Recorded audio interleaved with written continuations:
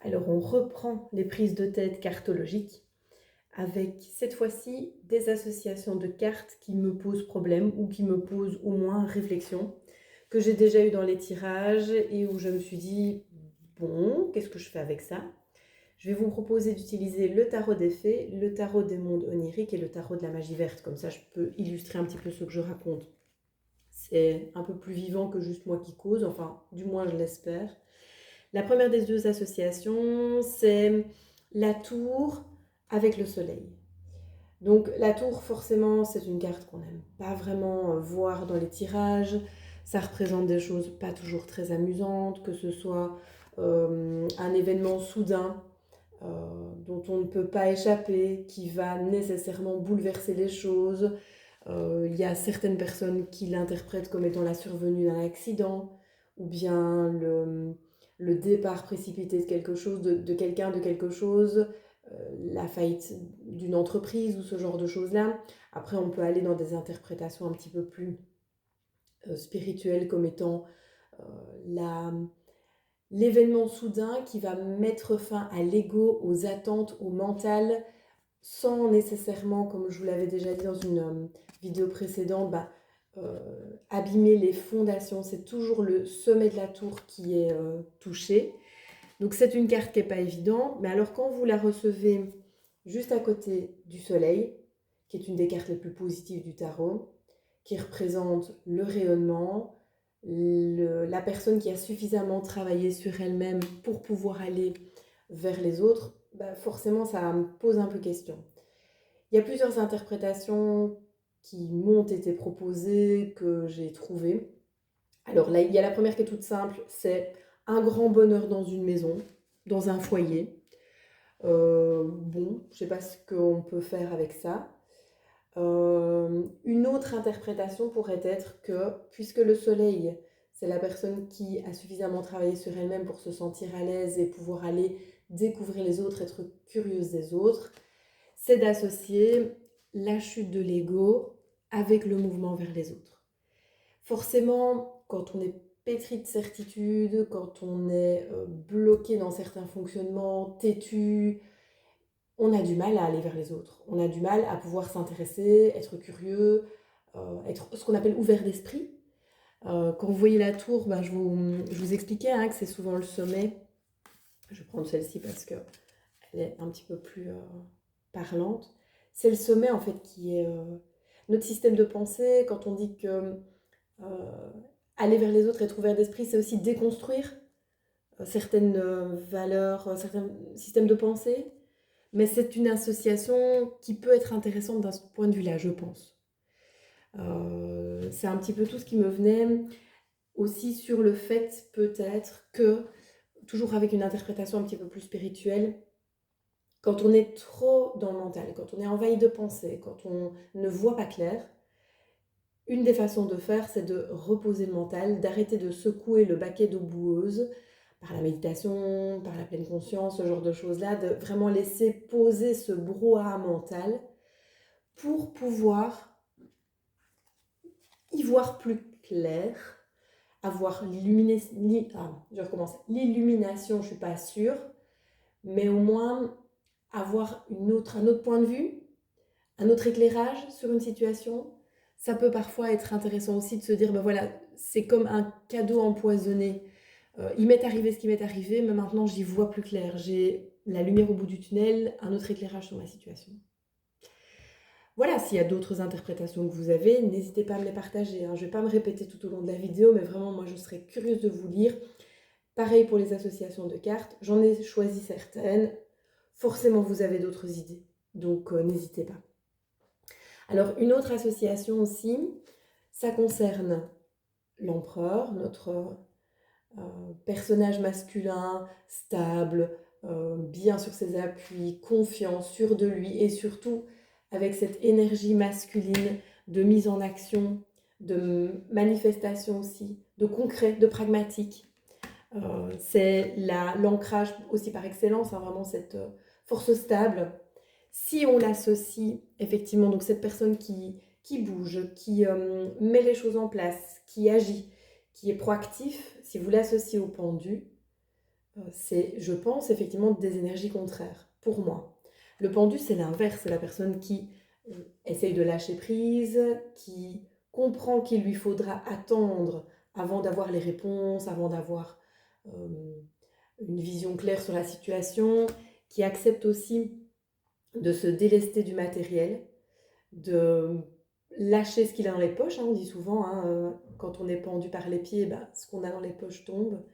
Et donc, pour moi, c'est deux énergies vraiment différentes. La mise en action et l'absence d'action, l'attente, le lâcher. C'est vraiment des choses qui, pour moi, sont opposées. Alors, de nouveau, pareil, comment est-ce qu'on pourrait les interpréter?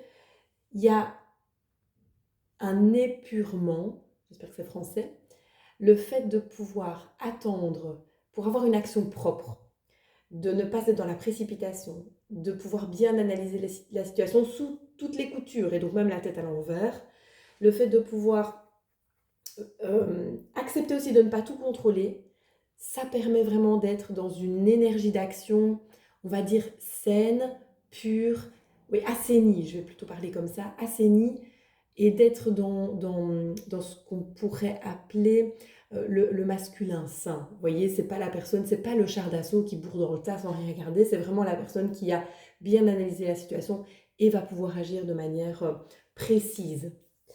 Alors, une autre association qui peut être questionnante, et c'est toujours des opposés, hein, on a notre petite reine de bâton, regardez comme elle est belle, celle qui réussit et qui veut que ça se voit. Donc c'est pas une réussite, c'est pas une personne qui est modeste.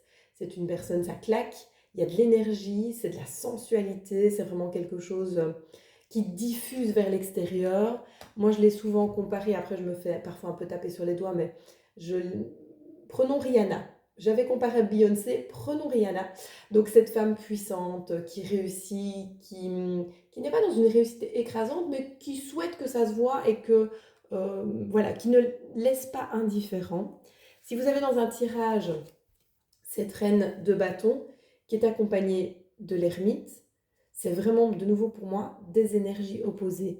L'ermite est la personne qui va protéger son trésor, qui va protéger sa connaissance, qui va s'éloigner du monde pour pouvoir entamer ce voyage d'introspection parce qu'il sait que la richesse est en lui-même et il n'est pas encore au stade de pouvoir la partager aux autres.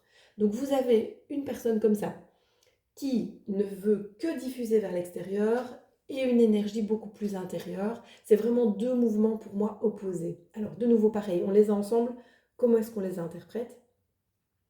On peut tout à fait imaginer que c'est quand on est à l'aise avec soi-même, quand on se connaît bien, quand on est à l'aise avec ses parts lumineuses et ses parts d'ombre, que l'on peut se permettre en sécurité d'aller vers les autres, de pouvoir manifester et rayonner.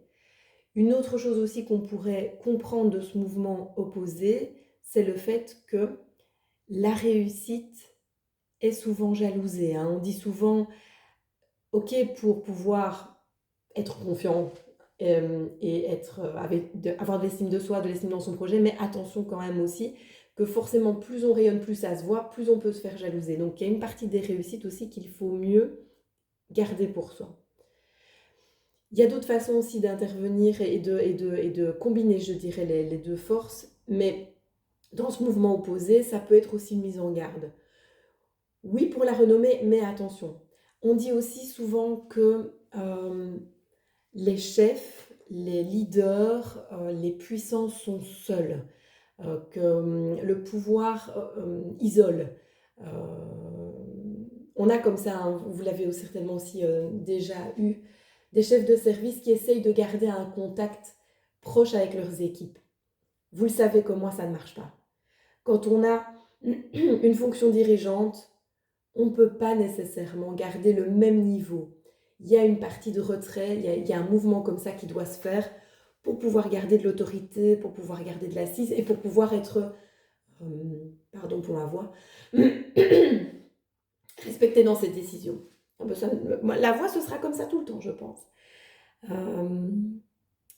C'est marrant que j'ai la voix qui part au moment où je parle d'un retrait sur soi et de ne pas trop s'exposer aux autres. Je trouve ça très comique. Bon, allez, je vais quand même essayer de continuer parce que vous tirez l'ermite, vous tirez cette énergie d'introspection, de retrait, et en même temps, vous tirez un 3 de coupe, qui signifie effectivement justement la rencontre des émotions, l'émulation, le fait de pouvoir partager la joie d'être ensemble, la communauté, les bonnes synergies interpersonnelles. Comment est-ce qu'on interprète ces deux mouvements opposés? Je vais vraiment essayer de me libérer, pardon. Ah, merci. Ah, mieux. Voilà, ça c'est la synergie et la joie d'être ensemble. Ça va tout de suite beaucoup mieux. Donc, c'est un peu la même chose qu'avec la reine de bâton. Avec l'ermite, bien se connaître ses forces, savoir qui on est, c'est aussi la meilleure façon de se présenter aux autres. Si vous ne savez pas qui vous êtes, vous ne pouvez pas vous présenter authentiquement aux autres. Vous allez certainement jouer un rôle, mettre un masque. La seule possibilité aussi de connecter avec vos vrais semblables, c'est de savoir qui vous êtes, dans vos parts lumineuses et dans vos parts d'ombre. Et de cette façon-là, vous pourrez attirer à vous vos semblables. Moi, c'est vraiment ce lien-là que je vois entre ces deux opposés. Alors, une nouvelle opposition, pareil dans les mouvements. Vous avez le cavalier de Pentacle. C'est une énergie que moi j'aime beaucoup parce que ça ressemble très très fort à l'énergie du Capricorne. C'est on avance, mais on avance en sachant où on met les pieds.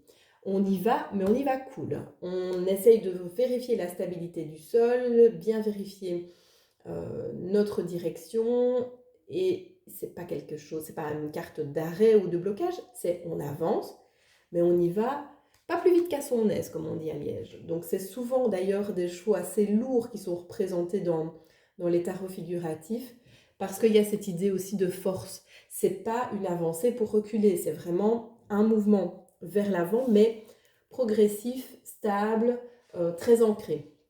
Quand vous le tirez à côté du 8 de bâton, qui est justement les nouvelles, les voyages, l'énergie de rapidité, la vitesse, les messages aussi. Vous allez me dire comment est-ce qu'on peut avancer lentement et vite en même temps. Alors on dit souvent aussi qui va piano va sano, hein, qui va doucement va sûrement, mais c'est vraiment une association qui me pose problème. Alors, on pourrait imaginer de sortir un petit peu de l'opposition et d'y voir des nouvelles pour un voyage, ou bien de prendre ses renseignements, c'est-à-dire un itinéraire, des données, des points d'arrêt ou des choses comme ça, lors d'un voyage pour sécuriser un voyage. On peut aussi parler d'une vérification d'informations. Vous regardez quelque chose sur Internet, ou bien on apporte quelque chose à vos oreilles. Ok, comment est-ce qu'on s'assure de la véracité des informations? Ce sont des associations qu'on peut faire pour sortir un petit peu justement de cette opposition simple, je dirais, entre vitesse et précipitation. Imaginons aussi toujours ces cartes avec le 8 de bâton, les cartes de vitesse. Vous les tirez, vous associez ça au 9 de Pentacle. Le 9 de Pentacle, pour moi, c'est la carte des vacances. C'est la personne qui a trimé toute l'année, qui a le droit d'en profiter. C'est une carte à poil égoïste. C'est vraiment l'idée de se faire du bien. On a assez travaillé, maintenant c'est l'heure de la récolte et l'heure de profiter de tout ce qu'on a récolté, entre guillemets. De nouveau, pareil, comment est-ce qu'on va pouvoir associer le fait d'aller vite et de profiter, le fait d'avoir une notion de déménagement, message, toutes ces notions-là, avec l'idée justement d'être un peu peinard, chill chez soi.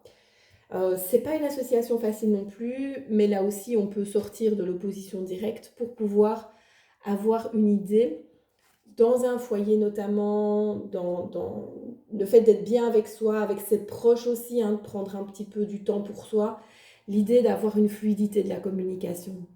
Ou d'avoir une réunion, d'avoir une type réunion de famille par exemple, vous voyez ce genre de choses-là. Mais où les contacts, la communication est fluide, les échanges d'informations sont assez bienveillants et pardon, bienveillants et stabilisants, je vais dire. Cette association-là, pour moi, elle représente la réunion de service où on se fait du bien. On a ça à mon boulot, on se fait pas ça souvent, mais 3-4 fois par an, on se prend 3 heures pour des réflexions de fond sur des dossiers. Et c'est aussi un moment où on se dépose, où on prend soin de notre pratique, mais aussi on prend soin de nos idées, on prend soin de notre communication. Euh, je pense qu'en sortant voilà, d'une opposition pure comme ça peut vraiment vous donner une unité dans ces deux cartes. Alors, la dernière, c'est l'association entre une carte que personne n'aime et que moi j'aime beaucoup, c'est la carte du diable. Bah, tout simplement parce que de nouveau, pareil, hein, ça me fait penser à la carte du Capricorne. Elle est associée au signe du Capricorne et donc forcément c'est mon signe et je l'aime beaucoup.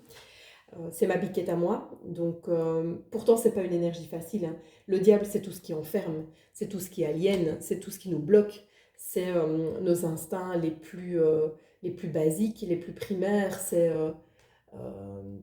tous nos liens toxiques aussi, enfin c'est une carte qui colle. Je sais pas si vous savez ça aussi dans certains tirages, c'est une carte qui est pas simple, vraiment pas.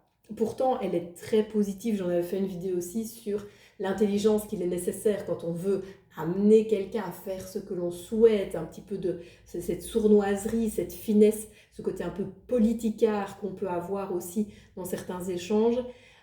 C'est une énergie qui n'est pas dénuée d'intérêt. Quand vous l'avez en force, ça va vraiment vous aider à affiner un petit peu ce côté manipulateur et des choses comme ça.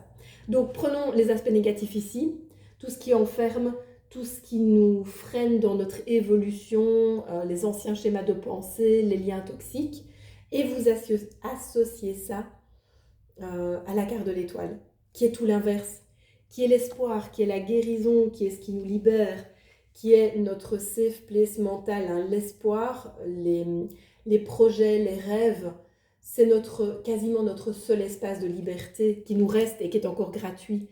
Ce qui se passe dans notre tête, ça reste dans notre tête et ça peut autant, pour suivre mon idée, quand on se crée des rêves dans nos têtes, ça peut nous libérer, ça peut nous guérir, ça peut aussi démarrer la manifestation, hein, la loi d'attraction. Il faut d'abord l'avoir en tête avant de pouvoir le mettre en acte et le manifester. C'est quelque chose effectivement qui peut nous porter vers l'avant. C'est les prémices de la mise en avant, l'étoile. Alors, comment est-ce qu'on associe justement ces deux cartes complètement opposées, ce qui enferme, ce qui libère, ce qui nous bloque, ce qui nous fait avancer, ou les prémices de ce qui nous font avancer. On peut utiliser cette association-là pour faire un petit peu de shadow work et imaginer, ok, est-ce que si je réalise mes rêves, je serai vraiment libérée de tout? Est-ce que la guérison est vraiment le chemin pour moi? Est-ce que j'ai pas quelque chose encore à apprendre dans ce qui me bloque, dans ce qui me freine? Qu'est-ce que je peux apprendre de cette libération? La façon dont je vais me libérer va apprendre beaucoup sur là où j'en suis dans mon évolution et sur mes outils, sur ma boîte à outils, mes mécanismes libérateurs. C'est pas toujours... Quand ça va... Une escape game, si vous chipotez pas un peu pour sortir, ça n'a pas d'intérêt. Si la solution est un peu trop facile, vous n'apprenez rien. Ici, c'est un petit peu ça qu'on peut imaginer de cette association-là. Bien sûr qu'on veut toujours aller mieux, et d'ailleurs, le tarot est un des outils pour évoluer, mais il y a des évolutions qui ne peuvent pas aller trop vite, parce qu'il y a encore des choses à comprendre, des choses à travailler dans ce qui nous bloque, dans ce qui nous freine. Proposition d'interprétation. Je pense qu'il y aurait moyen d'en faire beaucoup plus. Vous-même, vous avez peut-être des idées, ou peut-être vous n'êtes pas d'accord avec ce que je viens de raconter. N'hésitez pas à me l'écrire en commentaire.